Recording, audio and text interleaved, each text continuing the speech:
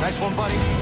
Good ideas never die, they say. Star Wars and cross-generation games prove that true once again. Less than a month from covering all formats in Star Wars Outlaws over on IGN, which only landed on PC and current generation, EA used some Force magic to port Jedi Survivor to last generation consoles. Yes, including the Xbox One. A game that struggled across all formats only last year. Can Respawn really deliver the return of the Jedi we hope for? Hell, gotta go! The first cuts noticed are the FOV slider and mode selection. They're gone. Like the Series S, the PS4 and Xbox One Rookie and Pro models all have but a single mode that targets a 30 FPS frame rate. You may be shocked to learn that they all target lower settings and resolutions. The Xbox One X and PS4 Pro present a big delta. The One X takes the crown at 2560 by 1440 using FSR2, and Pro is a mere 1920 by 1080 flat. They both appear to use FSR2 to reconstruct back to those targets, and from a similar 1600 by 900p base. The base PS4 targets the consistent standard it has achieved throughout its 11-year lifespan, 1920 by 1080, via an FSR2 output from a fixed from all counts 1280 by 720p base, a la quality mode. Lower still, but again quite common, the X1 offers a 1600 by 900 resolution, again using an FSR2 output, and here we do appear to scale with heights of 1066 by 1600p approximately, down to a low of 800 by 450. DRS may be in use on all four consoles, as X1 has it, likelihood is they all do, but the low-level temporal reconstruction solution within Unreal Engine 4 TAAU could also be used here, but it's likely not, as it can be more demanding than FSR2, and the dithering artifacts and ghosting is similar to FSR2's fingerprints.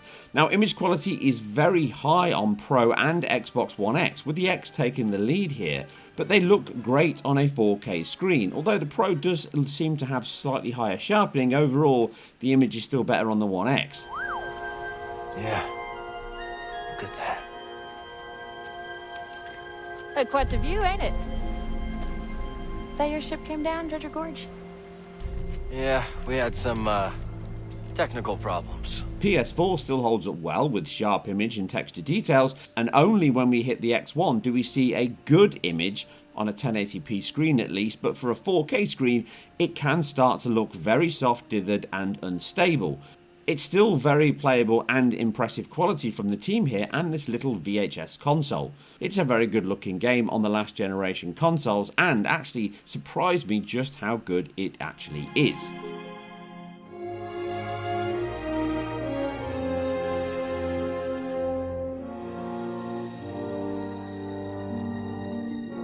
Moving into settings, obviously none of them aim for high quality ray tracing modes of the consoles and PC. Instead, comparisons come from that performance mode, the much needed patch one that came a few months after launch, as I covered in 2 IGN reviews.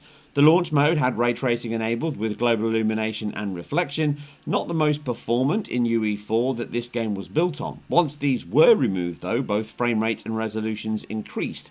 PS5, like Series X, runs a DRS based 1440p via FSR2, which is likely true here with some more cuts on effects. Now, shadows are significantly cooled with lower shadow resolution, filtering and effectively the lowest cascade for sun and moon in all times. Spotlights use lower resolutions and less shadow casting light sources with less light sources overall, which can be obvious at times. Screen space shadows are still used with screen space ambient occlusion, but they're now much lower quality than Series S even. PS4 to Xbox One X look to share the same shadow settings aside resolution, but X1 is a lower rung than the others, leaving softer and slightly more unstable shadows than the others. Screen space reflections, a relatively heavy GPU effect, is another area where they've worked on. It's not cooled completely, but it's now not used on certain surfaces such as the opening chapter with the highly reflective floors and hangar, removing the effect entirely across all last generation machines. Instead, now relying on projected cube maps and proxies using reflections. Materials are still excellent with a mix of diffuse and specular well enough and still look good throughout, but these areas can leave a more diffuse and almost marble or stone look, and the reduced specular maps across many other surfaces in the game, along with a significant cut to textures and object detail, is one of the big signs between generations: memory. This is no more evident than in the install size, which is a mere 50 gigabytes versus the 130 gigabytes on current gen and PC, less than 40% of that size. A result of much higher textures used and the ray tracing BBH data structure, this swings and roundabouts in trade-offs does mean you get some hit on image quality, nothing more than due to memory space and footprint. This careful balance of power and space means they can enable SSR reflections in the larger water body areas, which make the most sense, but do expect the same artifacts and disocclusion issues that we saw in the current generation and PC when SSR is used.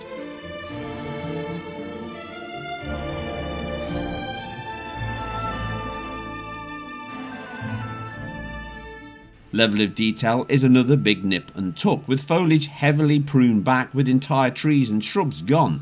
View range is much shorter, with clutter far lower than the performance and quality modes on current gen and certainly PC. Polygon count is another, with characters, objects and such all being more orthogonal now, which is very intelligently done by and large. Another big and largely ignored benefit of the newer consoles and PC is the much higher level of primitives they can process. You often get very low polygonal models, MIP level 5 or lower on such textures, and they will load in after a few seconds. Now this is better than the further up the stack you go, with the far faster CPU and memory subsystems of the Pro and 1X, making a big dent into the gap between last and current generation. Post effects are another area on that shrinkage list, with lower quality but still great per object motion blur, just with a slightly more noisy, fizzled and more dithered and striped image than it does on the 30 FPS and 60 FPS modes, but it is needed for the 30 FPS rates here. Depth of field is present, including those lovely bokeh shapes, but it uses a lower filter pass with a more dithered look now, as does hair, alpha, trees, foliage, all being far lower resolution, causing more fizzle, pop and breakup, not helped by FSR2 and its lower base being used here, but it's still very close to the current generation mode in its performance and quality mode, which those real-time cutscenes run at all the time. Obviously, the ray trace reflections and global illumination light bounce are removed entirely, but the game still has an excellent dynamic time of day, just everything is pulled down a rung or two for performance levels, but intelligently so.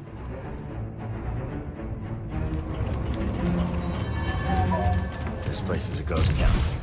Now, all these cuts do work well to the aid of performance. In fact, this really impressed me even on the Xbox One during the opening mission. Taking the PlayStation 4 and Xbox One first, 30 FPS is maintained very well indeed. Using an adaptive VSync, which helps both CPU and GPU bound moments, which this often will bounce back and forth along with memory, which is something that was consistent with the current generation and even the previous game. We see this on all versions, with aggressive culling on alpha tick rates, fire, smoke, mid-distant animations and even shadow maps, which can update every 5th frame.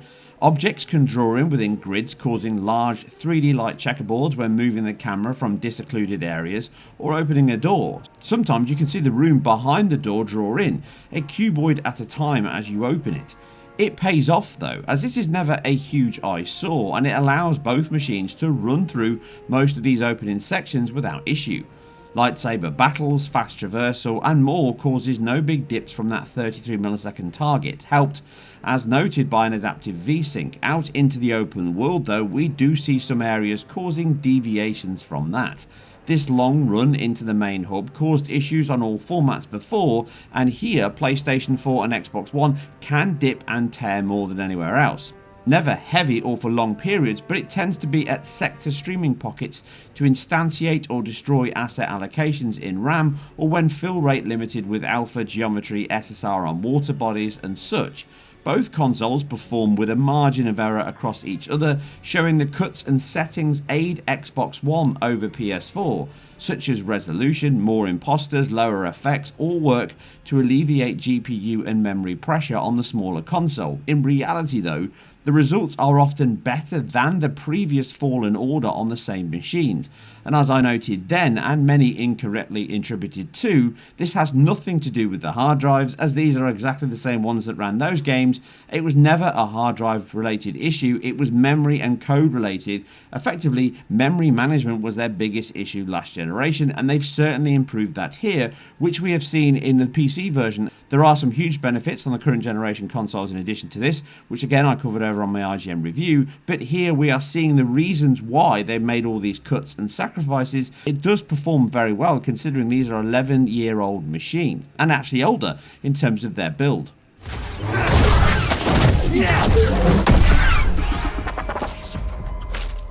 There is one area where this is not true, and where the Xbox One suffers the most, and that is during those real-time cutscenes. Again, due to the amount of data being shifted back and forth, you get heavy stutters, tearing, and judder throughout, with late map objects and other things loaded in quite late throughout the sequence, and this is where you will see and feel most of the performance dips. Now this is much better on the bigger consoles, but it can still happen on the PS4 Pro and the Xbox One X, just to a much lower degree. Again, this is predominantly memory bound here, and that's why we're seeing some skips into that 50 millisecond range, and why it performs better on the Pro and the Xbox One X, as they have more RAM and higher bandwidth. It can still suffer, but it's nowhere near as bad as those rookie consoles.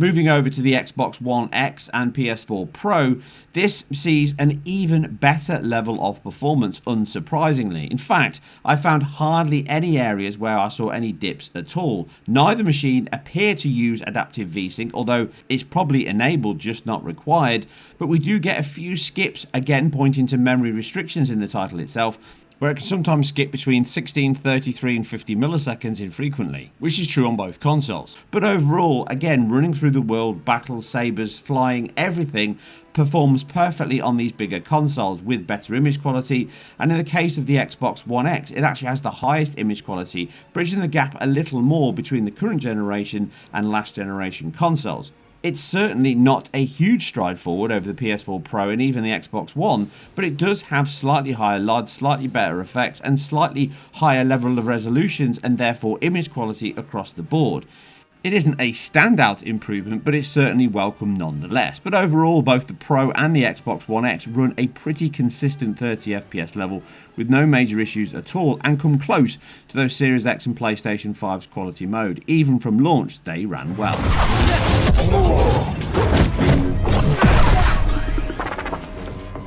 Now, loading is the final piece, and this presents a huge delta, with the PS5 being a good but not generation defining best, 12 seconds to load from the title into a save, and this is over double that time on the PS4 Pro, coming in around 35 seconds for the same load from title. But the worst of the lot is the Xbox One, with a staggeringly long 1 minute and almost 35 seconds to the same load, a minute longer than the Pro even.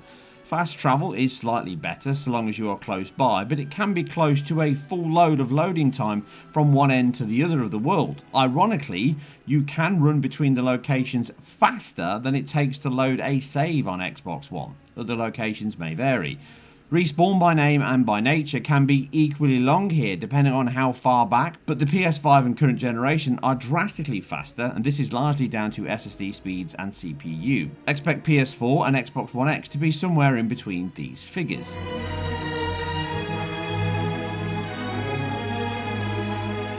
The quality across all last generation consoles belies the issues I covered at launch on current gen and PC. The 18-month or so development time to get these last generation versions up and running, along with general UE4 updates the team have made to the game across all formats, was time and effort well spent. Some may call this a remarkable port, but in reality it personifies what the majority of this generation has been. Survivor is an incredible game with some current gen technology within, from ray tracing and SSD use, but at its heart this is a last gen game that was improved on PS5, Series X and Series S. This is glaringly obvious in the PS4 Pro and Xbox One X versions, which, at a glance, could pass as current gen. That said, this does not distract from a solid and high quality port, with some bugs still present such as memory stomp on Xbox One X, crashing to desktop, and a broken boss battle on X1, again likely limits within that memory space. But if you never moved up to PS5 or Series X, then these versions deliver all the quality, action, fun and enjoyment even on the Xbox One. Sure, IQ is lower, effects and the polish of the current gen, but a few minutes in, the look and feel of one of the best games of 2023 is present and correct. Arrogance is a trap a lot of us fall into, Senator. I'm sure the Emperor won't mind if I deliver you to him in pieces.